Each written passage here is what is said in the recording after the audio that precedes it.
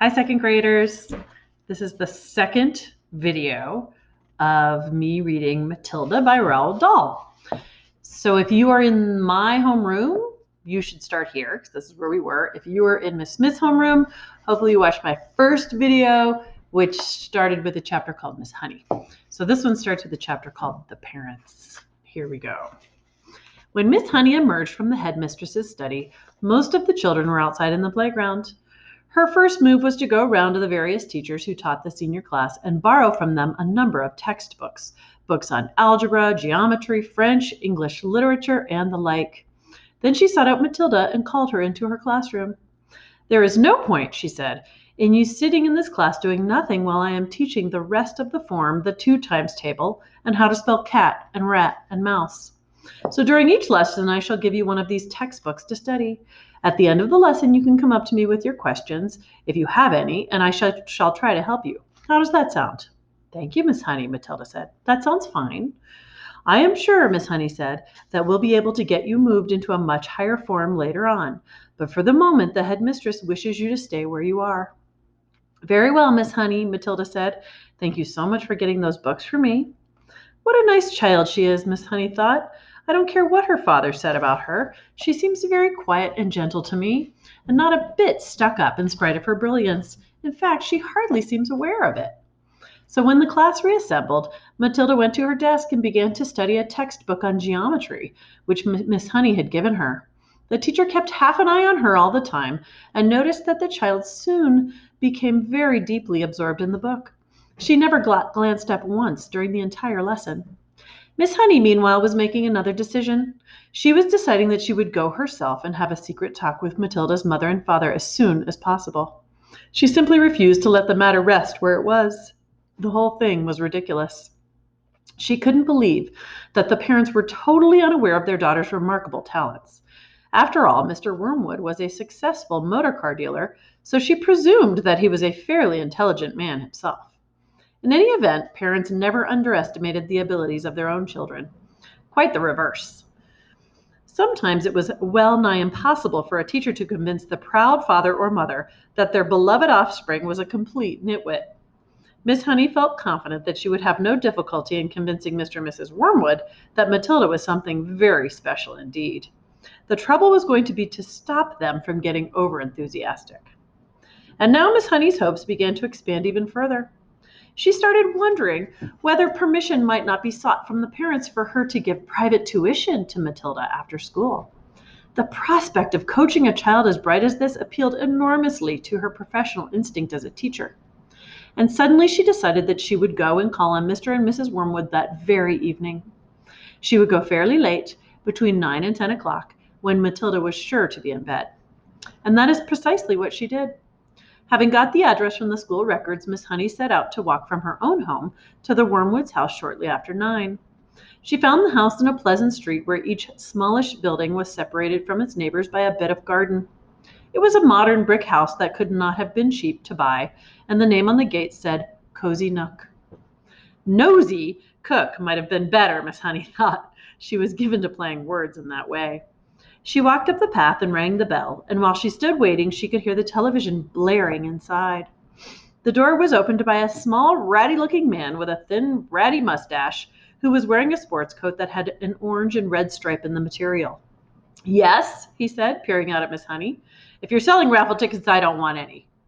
"I'm not," Miss Honey said, "and please forgive me for butting in on you like this. I am Matilda's teacher at school, and it is important I have a word with you and your wife."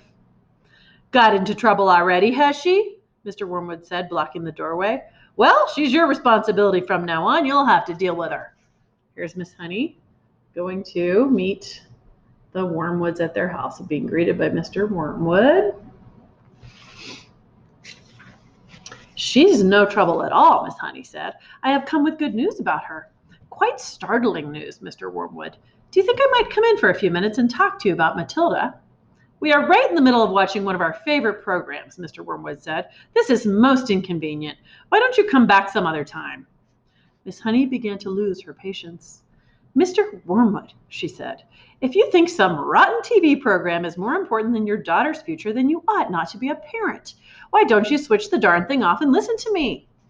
That shook Mr. Wormwood. He was not used to being spoken in this way. He peered carefully at the slim, frail woman who stood so resolutely out on the porch.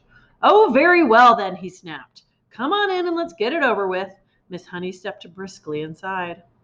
"Mrs. Wormwood isn't going to thank you for this," the man said as he led her into the sitting room where a large, platinum blonde woman was gazing rapturously at the TV screen. "Who is it?" the woman said, not looking round. "Some school teacher," Mr. Wormwood said. "She says she's got to talk to us about Matilda." He crossed to the TV set and turned down the sound, but left the picture on the screen. "Don't do that, Harry," Mrs. Wormwood cried out. "Willard is just about to propose to Angelica." "You can still watch it while we're talking," Mr. Wormwood said. "This is Matilda's teacher. She says she's got some sort of news to give us." "My name is Jennifer Honey," Miss Honey said. "How do you do, Mrs. Wormwood?" Mrs. Wormwood glared at her and said, "What's the trouble then?" Nobody invited Miss Honey to sit down, so she chose a chair and sat down anyway. "This," she said, "was your daughter's first day at school." "We know that," Miss Wormwood said, ratty about missing her program. "Is that all you came to tell us?" Here's Miss Wormwood, looking annoyed at being interrupted. Miss Honey stared hard into the other woman's wet gray eyes, and she allowed the silence to hang in the air until Mrs. Wormwood became uncomfortable. "Do you wish me to explain why I came?" she said. "Get on with it, then," Mrs. Wormwood said. "I'm sure you know," Miss Honey said, "that children in the bottom class at school are not expected to be able to read or spell or juggle with numbers when they first arrive. 5-year-olds cannot do that. But Matilda can do it all. And if I am to believe her—" "I wouldn't," Mrs. Wormwood said. She was still ratty at losing the sound on the TV. "Was she lying then?" Miss Honey said, "when she told me that nobody taught her to multiply or to read? Did either of you teach her?" "Teach her what?" Mr. Wormwood said. To read books," Miss Honey said. "Perhaps you did teach her. Perhaps she was lying. Perhaps you have shelves full of books all over the house. I wouldn't know. Perhaps you are both great readers." "Of course we read," Mr. Wormwood said. "Don't be so daft. I read Otto Carr and The Motor from cover to cover every week." "This child has already read an astonishing number of books," Miss Honey said. "I was simply trying to figure out if she came from a family that loved good literature." "We don't hold with book reading," Mr. Wormwood said. "You can't make a living from sitting on your fanny and reading storybooks. We don't keep them in the house." "I see," Miss Honey said. "Well, all I came to tell you is that Matilda has a brilliant mind. But I expect you knew that already." "Of course I knew she could read," the mother said. "She spends her life up in her room buried in some silly book." "But does it not intrigue you," Miss Honey said, "that a little 5-year-old child is reading long adult novels by Dickens and Hemingway? Doesn't that make you jump up and down with excitement?" "Not particularly," the mother said. "I'm not in favor of blue stocking girls. A girl shouldn't think about making herself look attractive so she can get a good husband later on. Looks is more important than books, Miss Hunky." "The name is Honey," Miss Honey said. "Now look at me," Mrs. Wormwood said. "Then look at you. You chose books, and I chose looks." Miss Honey looked at the plain, plump person with the smug, suet pudding face who was sitting across the room. "What did she say?" she asked. "I said you chose books, and I chose looks," Mrs. Wormwood said. "And who's finished up the better off? Me, of course. I'm sitting pretty in a nice house with a successful businessman, and you're left slaving away teaching a lot of nasty little children the ABCs. "Quite right, Sugar Plum," Mr. Wormwood said, casting a look of such simpering sloppiness at his wife it would have made a cat sick. Miss Honey decided that if she was going to get anywhere with these people, she must not lose her temper. "I haven't told you all of it yet," she said. "Matilda, so far as I can gather at this early age, is also a kind of mathematical genius. She can multiply complicated figures in her head like lightning." "What's the point of that when you can buy a calculator?" Mr. Wormwood said. "A girl doesn't get a man by being brainy," Mrs. Wormwood said. "Look at that film star, for instance," she added, pointing at the silent TV screen where a bosomy female was being embraced by a craggy actor in the moonlight. "You don't think she got him to do that by multiplying figures at him, do you? Not likely. And now he's going to marry her? You see if he doesn't. And she's going to live in a mansion with a butler and lots of maids." Miss Honey could hardly believe what she was hearing. She had heard that parents like this existed all over the place, and that their children turned out to be delinquents and dropouts, but it was still a shock to meet a pair of them in the flesh. Matilda's trouble, she said, trying once again, is that she is so far ahead of everyone else around her that it might be worth thinking about some extra kind of private tuition. I seriously believe that she could be brought up to the university standard in 2 or 3 years with the proper coaching. University? Mr. Wormwood shouted, bouncing up in his chair. Who wants to go to the university, for heaven's sake? All they learn there is bad habits. That is not true, Miss Honey said. If you had a heart attack this minute and had to call a doctor, that doctor would be a university graduate. If you got sued for selling someone a rotten second-hand car, you'd have to get a lawyer, and he'd be a university graduate too. Do not despise clever people, Mr. Wormwood. But I can see we're not going to agree. I'm sorry I burst in on you like this. Miss Honey rose from her chair and walked out of the room. Mr. Wormwood followed her to the front door and said, Good of you to come, Miss Hawks, or is it Miss Harris? It's neither, Miss Honey said, but let it go. And away she went. The next chapter is called Throwing the Hammer.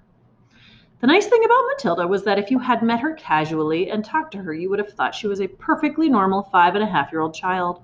She displayed almost no outward signs of her brilliance, and she never showed off. This is a very sensible and quiet little girl, you would have said to yourself. And unless for some reason you had started a discussion with her about literature or math, you would never have known the extent of her brain power. It was therefore easy for Matilda to make friends with other children. All those in her class liked her. They knew, of course, that she was clever, because they had heard her being questioned by Miss Honey on the first day of term. And they knew also that she was allowed to sit quietly with a book during lessons and not pay attention to the teacher. But children of their age do not search deeply for reasons. They are far too wrapped up in their own small struggles to worry too much about what others are doing and why. Among Matilda's newfound friends was the girl called Lavender. Right from the very first day of term, the two of them started wandering around together during the morning break and during lunch. Lavender was exceptionally small for her age, a skinny little nymph with deep brown eyes and with dark hair that was cut in a fringe across her forehead. Matilda liked her because she was gutsy and adventurous. She liked Matilda for exactly the same reasons. Before the first week of term was up, awesome tales about the headmistress, Miss Trunchbull, began to filter through to the newcomers. Matilda and Lavender, standing in a corner of the playground during morning break on the third day, were approached by a rugged 10-year-old with a boil on her nose called Hortensia. New scum, I suppose, Hortensia said to them, looking down from her great height. She was eating from an extra-large bag of potato chips and digging the stuff out in handfuls. Welcome to Borstal, she added, spraying bits of crisp is chips in England, spraying bits of crisp out of her mouth like snowflakes. The two tiny ones confronted by this giant kept a watchful silence. Here they are meeting the giant Hortensia. They call her a giant because she's much bigger than them. Have you met the Trunchbull yet? Hortensia asked. We've seen her at prayers, Lavender said, but we haven't met her. You've got a treat coming to you, Hortensia said. She hates very small children. She therefore loathes the bottom class and everyone in it. She thinks 5-year-olds are grubs that haven't hatched out. In went another fistful of crisps, and when she spoke again, out sprayed the crumbs.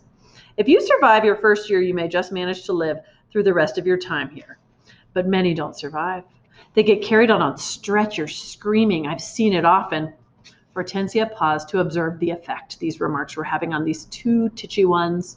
Not very much. They seemed pretty cool. So the large one decided to regale them with further information. I suppose you know the Trunchbull has a lock-up cupboard in her private quarters called the Chokey. Have you heard about the Chokey? Matilda and Lavender shook their heads and continued to gaze up at the giant. Being very small, they were inclined to mistrust any creature that was larger than they were, especially senior girls.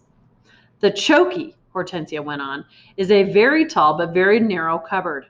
The floor is only 10 inches square, so you can't sit down or squat in it. You have to stand.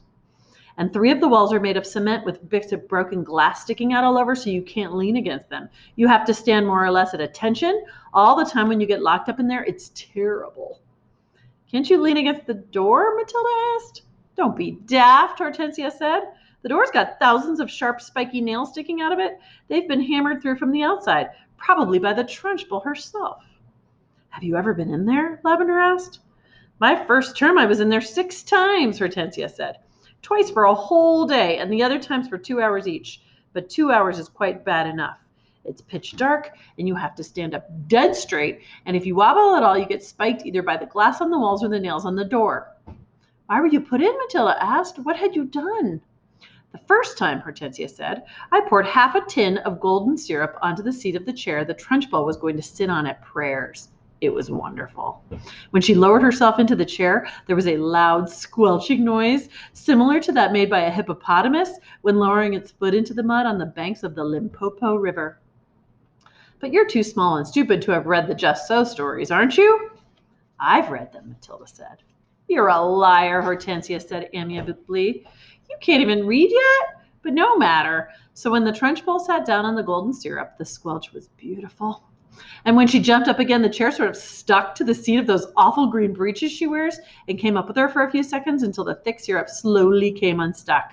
Then she clasped her hands to the seat of her breeches and both hands got covered in the muck. You should have heard her bellow.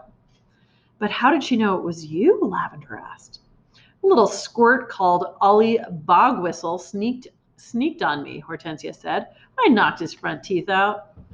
And the Trunchbull put you in the chokey for a whole day? Matilda asked, gulping. All day long, Hortensia said. I was off my rocker when she let me out. I was babbling like an idiot. What were the other things you did to get put in the chokey? Lavender asked. Oh, I can't remember them all now, Hortensia said. She spoke with the air of an old warrior who has been in so many battles that bravery has become commonplace. It's all so long ago, she added, stuffing more crisps into her mouth. Ah, yes, I can remember one. Here's what happened. I chose a time when I knew the Trunchbull was out of the way teaching the 6th formers, and I put up my hand and asked to go to the bogs. But instead of going there, I sneaked into the Trunchbull's room. And after a speedy search, I found the drawer where she kept all her gym knickers, her gym shorts. Go on, Matilda said, spellbound. What happened next? I had sent away by post, you see, for this very powerful itching powder, Hortensia said. It cost 50 pence a packet, which is like 50 cents, and was called the Skin Scorcher. The label said it was made from the powdered teeth of deadly snakes, and it was guaranteed to raise welts the size of walnuts on your skin. So I sprinkled the stuff inside every pair of knickers in the drawer and then folded them all up again carefully. Hortensia paused to cram more crisps into her mouth. Did it work? Lavender asked. Here's Hortensia putting the super itch cream onto Miss Trunchbull's gym knickers. The skin scratcher cream. Well, Hortensia said.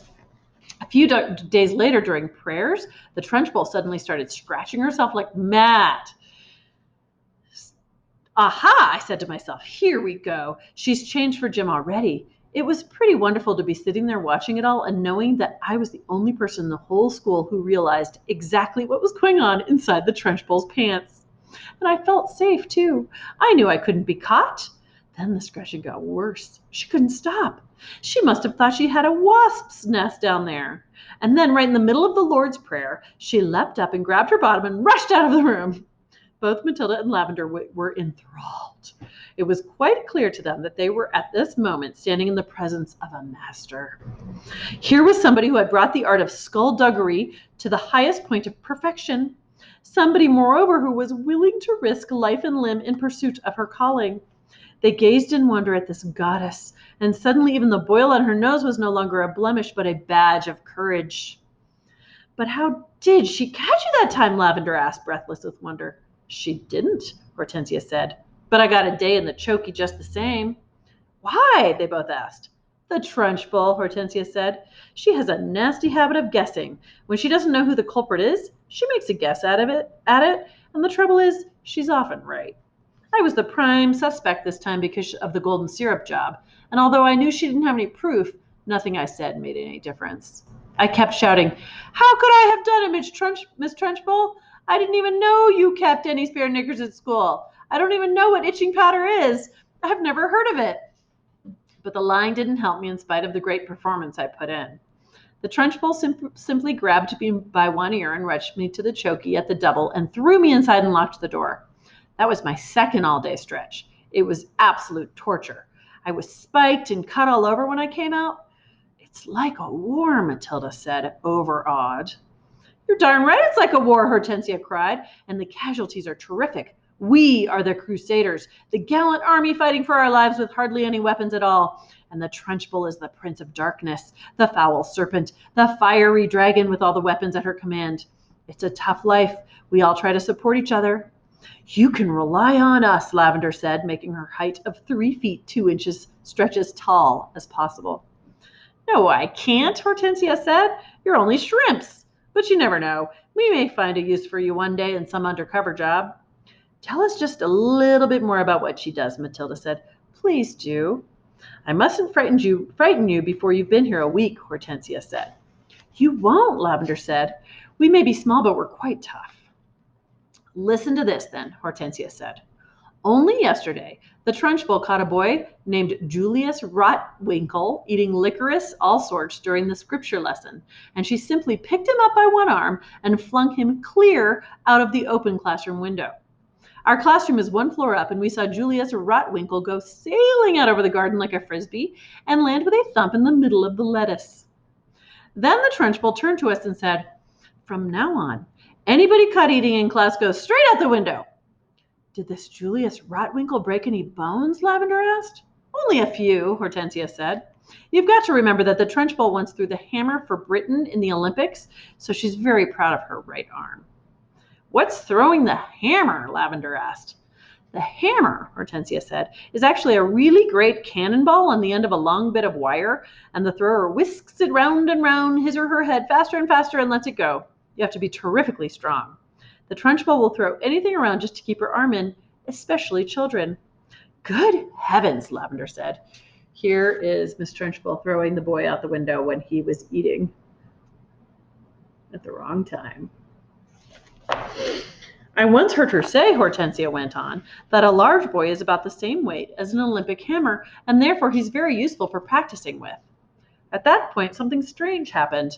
The playground, which up to then had been filled with shrieks and the shouting of children at play, all at once became silent as the grave. Watch out, Hortensia whispered.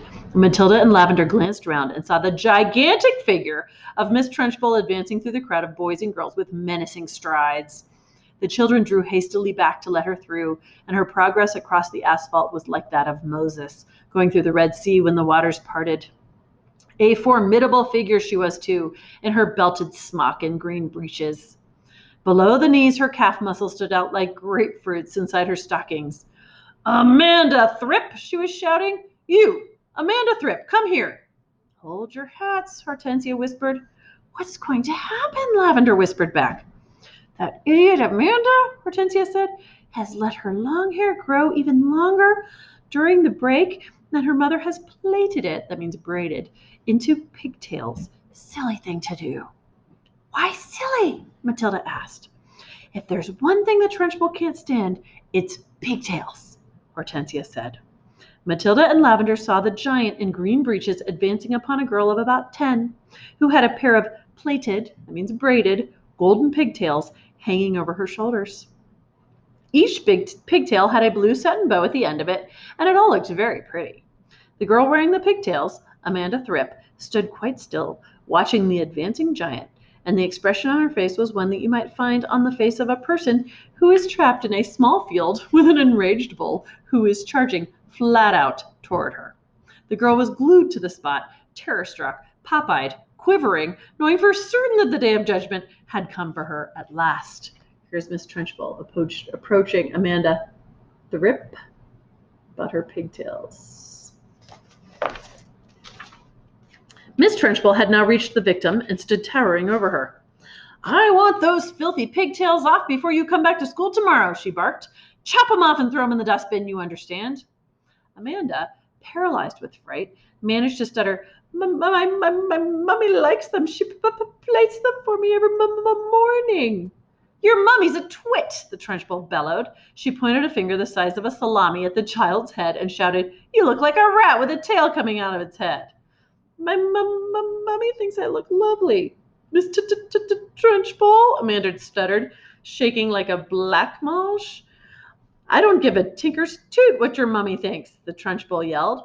And with that, she lunged forward and grabbed hold of Amanda's pigtails in her right fist and lifted the girl clear off the ground. Then she started swinging her round and round her head faster and faster, and Amanda was screaming blue murder, and the Trunchbull was yelling, I'll give you pigtails, you little rat.